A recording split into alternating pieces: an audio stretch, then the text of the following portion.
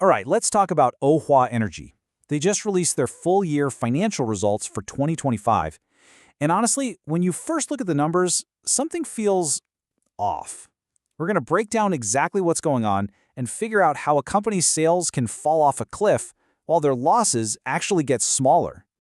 So this is the big question, right? This is the paradox at the heart of their entire year. Revenue took a major hit, but somehow their net loss improved.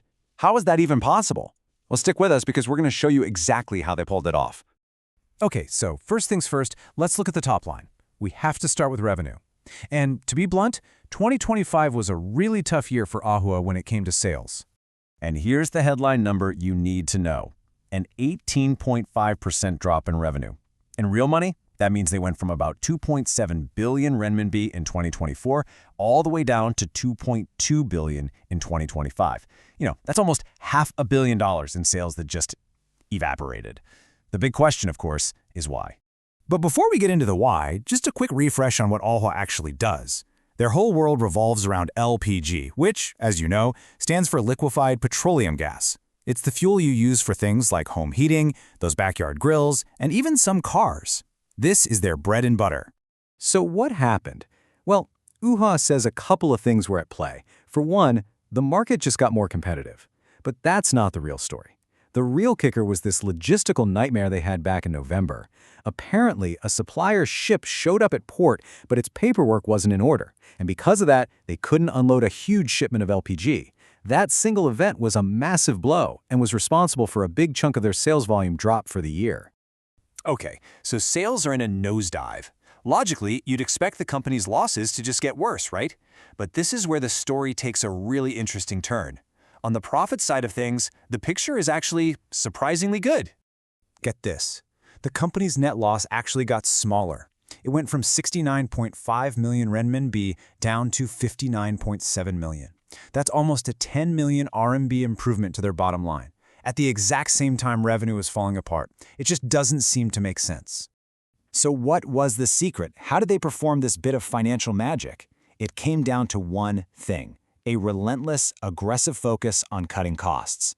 Ouhua went through their expenses with a fine-tooth comb, and it made all the difference. Let's break down where those savings came from.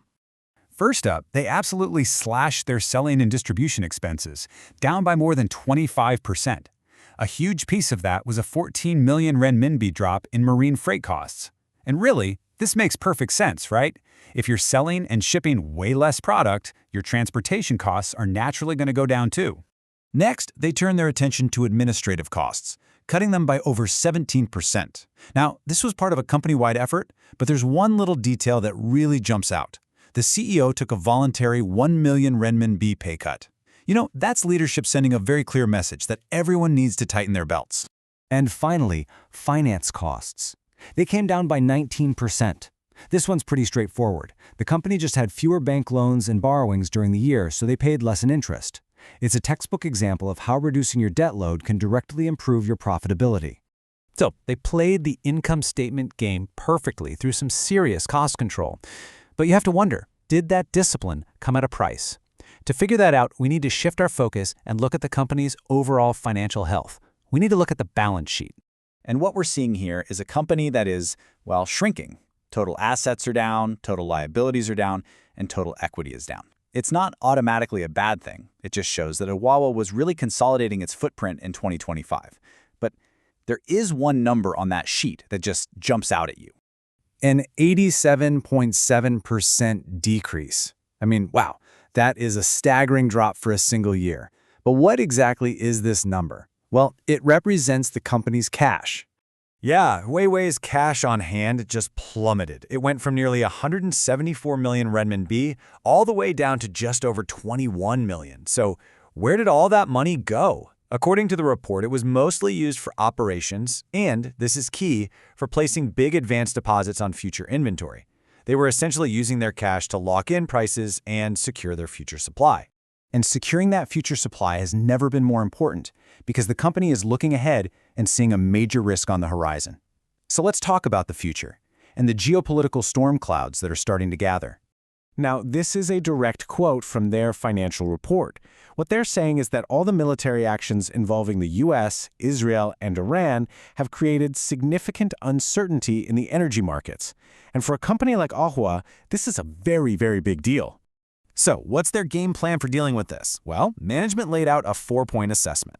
First, they say their direct exposure is low because all their operations are in China, far away from any conflict. But, and this is the huge risk, over 80% of their suppliers are based in the Middle East. So their main strategy is to simply pass on any cost increases to their customers. They believe they have the pricing power to do that.